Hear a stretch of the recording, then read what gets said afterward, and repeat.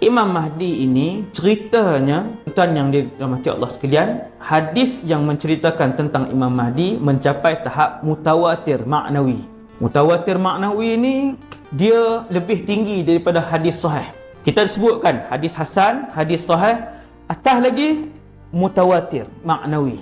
Tinggi lagi kedudukannya disebabkan lebih daripada 40 orang sahabat yang meriwayatkan tentang cerita ini. Ramainya sahabat meriwayatkan tentang kisah ini kerana kerapnya Nabi mengulang tentang kisah ini. Dan Imam Mahdi ini dia datang pada satu zaman ketika itu yang akan hidup pada zaman itu juga seorang rasul dan seorang lagi ketua kepada orang-orang jahat, ketua kepada Dajjal kecil, namanya ialah Dajjal. Dan seorang lagi rasul iaitulah Nabi Isa.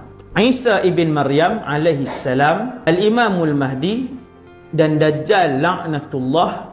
Tiga benda ini adalah perkara yang akan berlaku pada akhir zaman. Tiga perkara ini.